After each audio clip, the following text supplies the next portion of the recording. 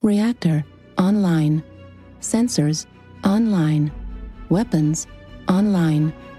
All systems, nominal.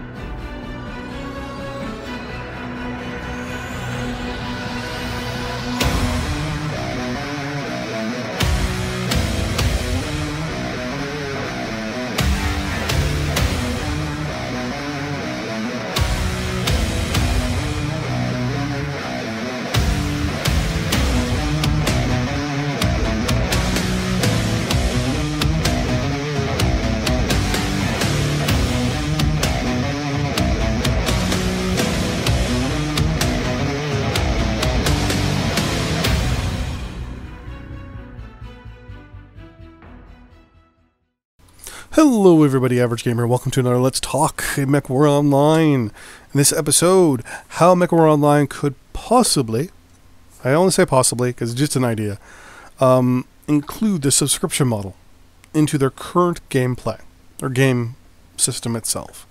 Firstly, I want to talk about obviously the free-to-play system. I like it. Obviously it's got its pros, right? I mean, it's free.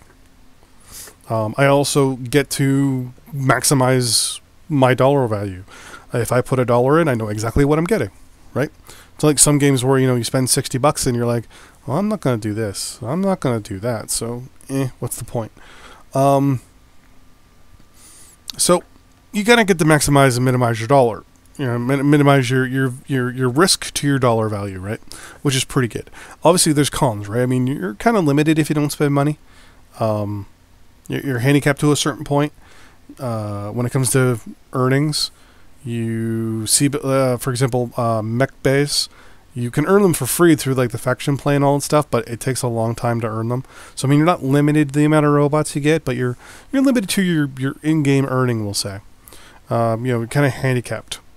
Basically, the game's kind of enticing you or boxing you in to purchase additional things. That's the way free-to-play model is. And then obviously, what I mentioned earlier, where you buy something and you know what you're getting. That's the other thing too. When you're buying something, you're trying to evaluate if it's cost beneficial to you as well. So I mean, that's good and bad. I mean, I'm buying something that I know I'm going to use, but at the same time, I'm looking at it going, am I going to use it? So there's that moment where you're sitting back thinking, should I buy it? Should I not buy it? Should I buy it? Should I not? So the free-to-play model, obviously, right now with Mechwarrior Online is you can buy MC. MC is then utilized to then purchase mechs, mech bays, consumables, paint, camo, things like that.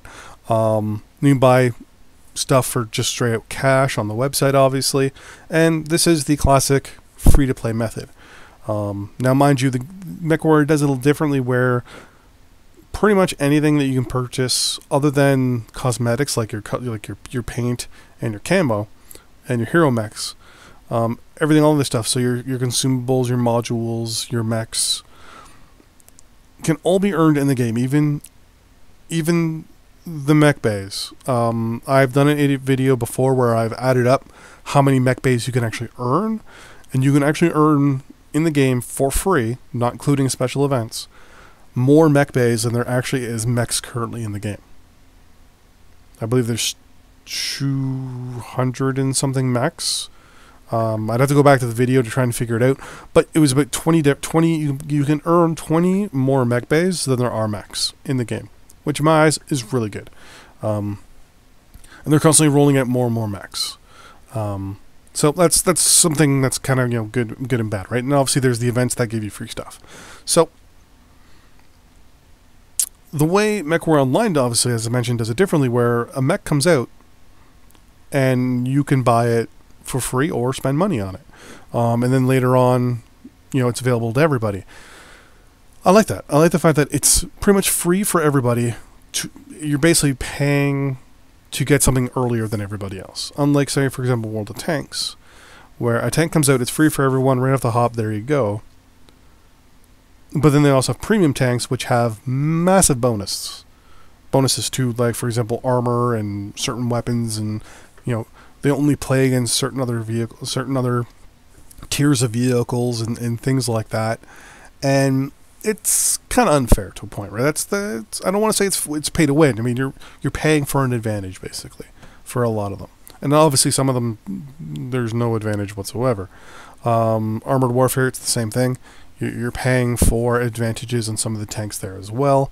And then there's other free-to-play games that use a lot of microtransactions, like, you know, your classics, Candy Crush and Boom Beach and all that stuff. Okay, so that's, you know, your free-to-play model, basically.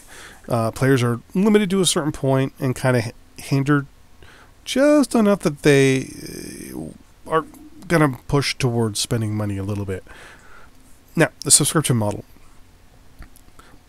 Basically, player pays, I think the average right now is about $15 a month for most subscription-based games. So that's like your World War II Online. My first MMO I ever played. World of Warcraft. EVE Online, for example. These are games where you pay a set subscription every month, and you have access to everything. You use in-game currency that you earn, and you purchase things.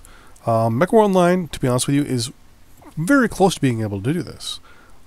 For example, what they can do is give the ability for people to purchase a subscription, not premium time, but a subscription, which removes the MC feature altogether. Now what this does is it gives you the ability to purchase everything in the game.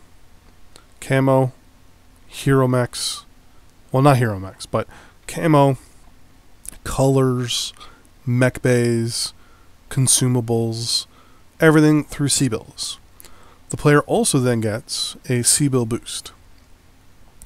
Also, said player gets access, trial access, to every mech when it first comes out. So for a month, everyone with a subscription gets access to a Phoenix Hawk for the first month. After 4 months, it's no longer a trial mech. If you want to be able to play it, you then have to unlock it yourself by earning C-bills, but you're earning C-bills at a faster rate. Say the average player on free-to-play earns 150 per match. A subscription model player should earn at least double that. So say 300 a match on average. That way, the person A feels like they're getting their money's worth. Plus, obviously, they'll be spending money on a lot more things, right? Like camos and paint and, you know, all other stuff. So that's one part of the subscription model that I feel is a good idea. Another part is the fact that you can remove that MC barrier. I'd be willing to go with $180 a year or $15 a month and have access to everything through in-game currency. A la like World of Warcraft and EVE Online, for example. Then I have to figure out kind of, well, do I buy this? Do I not buy that? Do I do this? Do I not do that? Now, it's also good for the company because on the free-to-play model, every CEO of every free-to-play company, World of Tanks, the CEO, I was reading a thing on this to do a little bit of homework. He said specifically one of the things they're most worried about is basically it's where players over time just stop playing. You know, it's kind of like a rollover. And players will stop playing altogether after a certain amount of time. They just stop. They might come back, they might not, but they'll just stop. And a few other things as well. But the income that the company gets is different every month, basically, depending on what was going on, what they sold, what was in the store, and all this stuff. Now, some free-to-play model companies are good. They throw out lots of stuff. People are constantly buying things, constantly interacting, buying little microtransactions, little things here and there. Mechwarrior Online, for example, is pretty good at the whole robot thing. People are constantly buying things, and there's a steady income, but it's not guaranteed. I'm going to cough. I apologize for this. So, with that in mind, the subscription model, or that's one of the main drawbacks. He said specifically in an interview that he was worried about the fact that some months the money they make hinders their progress because they don't have a set income. They don't want to go to the subscription model because it's not the way they work. Now, mind you, when you look at certain things where you have to depend basically on the people playing your game constantly giving you money, but they're looking at that stuff going, well, I only want you to give that to me if it benefits me. And that's it. So that's where you kind of end up with certain things better than, that's where you kind of end in that slow power crawl. For example, Mechwarrior Online, the newer mechs over time make the older ones obsolete. Why? If I'm going to drop $20, I want a good robot. I want something that's better than my blank. I want my new robot that I'm spending $30 on to obviously be better than a robot I spent $20 on. But in a game where you're trying to do, all fairness, or not all fairness, but, have everything kind of equal and all that stuff, it doesn't work, right? You're still all hail to the mighty dollar still. Now, with the subscription model, if you look at, EVE Online, for example, and, the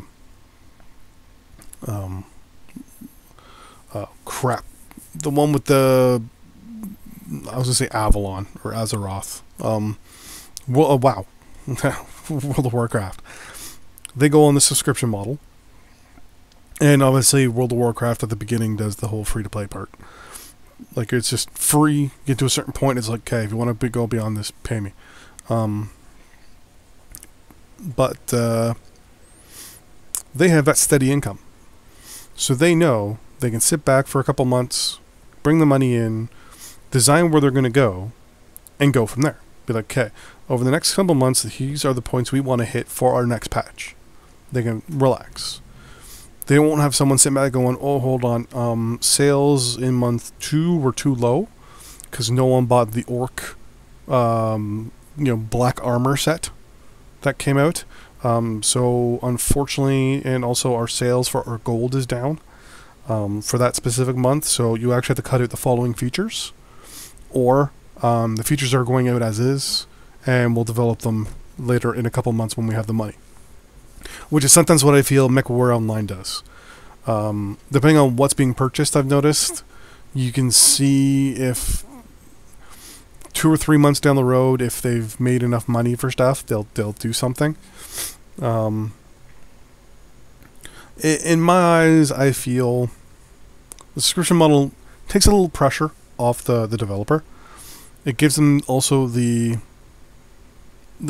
feeling of, I'm giving you my money every month. I expect the very best for my $15. I expect a certain quality. So they'll have that pressure of coming up with things all the time to keep the game fresh and good. EVE Online every while, and even World of Warcraft. Massive DLCs, right? Massive changes to the world. Think if that would be a great thing. Like, they can plan a lot of far in ahead if they went to a subscription model. Now, as I said, Mechwarrior Online is, in my eyes, in a very unique situation, where right now they're doing the free-to-play microtransaction model. It's not hard for them to sneak in a subscription model and say, hey guys, here's an option we've been floating. A subscription model. For X amount a month, there's no MC. You earn 50% extra in C-bills automatically, or 75% more C-bills than normal. 75% more XP than normal. You can do, you don't have to pay for skins. You don't have to pay for colors. The only thing that costs money to you is your monthly subscription, and if you want a hero mech or a champion mech, or a special edition mech, for example, those cost money. But other than that, you're good to go. I would jump at that, no problem. $15, boom, here's my credit card number. Because then you still keep the core of the game free to play with microtransactions. And then you have the other people that are playing a subscription month by month to kind of keep a base of income for the company. that you can then spend and utilize on development of the game and make the game better. So there is my 2 cents of the subscription model included into Mechwarrior Online as is right now. Thanks for watching. See you guys next time on the battlefield. Bye-bye.